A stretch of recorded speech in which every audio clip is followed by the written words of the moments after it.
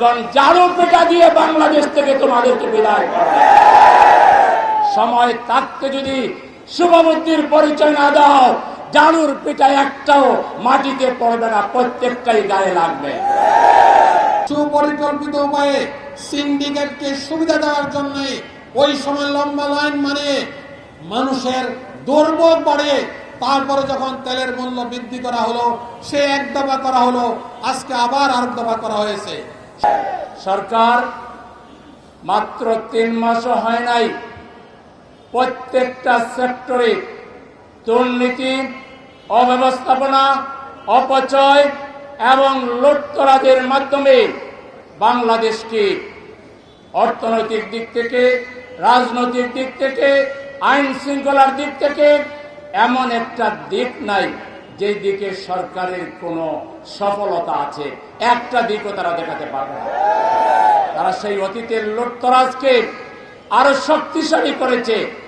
এদেশের জনগণের সবচাইতে প্রিয় তারা যে ইসলামী অর্থনীতির জন্য, এদেশের ইসলামী অর্থনীতিকে সমৃদ্ধ করার জন্য, সুদমুক্ত জীবন ব্যবস্থা চালু করার জন্য মানুষ যে ব্যাংক চালু করেছিল, আজকে লুটেরা হয়ে সেই ব্যাংক দখল করার পায়তারা করছে। জনগণ ঝাড়ু পেটা দিয়ে বাংলাদেশ থেকে তোমাদেরকে বিদায় করবে। সময় থাকতে যদি শুভবুদ্ধির পরিচয় না দাও, ঝাড়ুর পিঠা একটাও মাটিতে পড়বে না, প্রত্যেকটাই গায়ে লাগবে।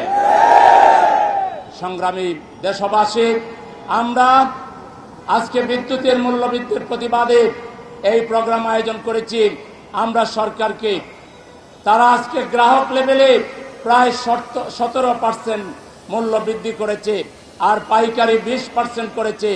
এই অন্যায্য মূল্য বৃদ্ধি অবিলম্বে প্রত্যাহার করতে হবে, নতুবা এদেশের জনগণ তাদের নিজের অধিকার প্রতিষ্ঠা করার জন্য অতীতে ফ্যাসিবাদের বিরুদ্ধে জনগণ দলমত, জাতি, ধর্ম, বর্ণ নির্বিশেষে ঐক্যবদ্ধ হয়ে হাসিনাকে যেভাবে বাংলাদেশ থেকে বিতাড়িত করেছে, এরাও এই বাংলাদেশের জনগণ থেকে ইতিমধ্যেই জনগণের মন থেকে তারা চলে গিয়েছে।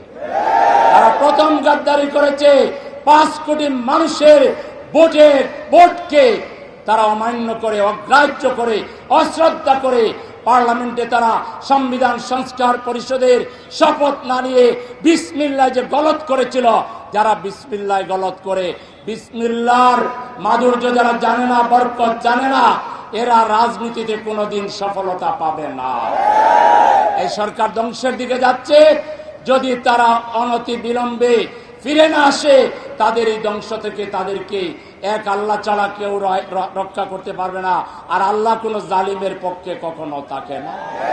সুতরাং জালিম, জুলুম এবং অন্যায়ের বিরুদ্ধে ঐক্যবদ্ধভাবে সবাইকে লড়াইয়ের প্রস্তুতি নেওয়ার উদাত্ত আহ্বান জানিয়ে সবাইকে সংগ্রামী সালাম জানিয়ে আমার কথা এখানে শেষ করছি। আমি শুধু একটু স্মরণ করায় দেই, যখন তেলের ক্রাইসিসের নামে লম্বা লম্বা লাইন ছিল, তখনই আমরা বলেছিলাম যে 10% যেই তেলের দাম ইন্টারিম গভর্নমেন্ট বাড়িয়েছিল, ওই জায়গায় যদি নিয়ে আসা হতো তাহলে তেলের ক্রাইসিসও দেখা দিত না, আর এত লম্বা লাইন দেখা দিত না। সুপরিকল্পিত উপায়ে সিন্ডিকেটকে সুবিধা দেওয়ার জন্য ওই সময় লম্বা লাইন মানে মানুষের দুর্ভোগ বাড়ে। তারপরে যখন তেলের মূল্য বৃদ্ধি করা হলো, সে এক দফা করা হলো, আজকে আবার আরেক দফা করা হয়েছে।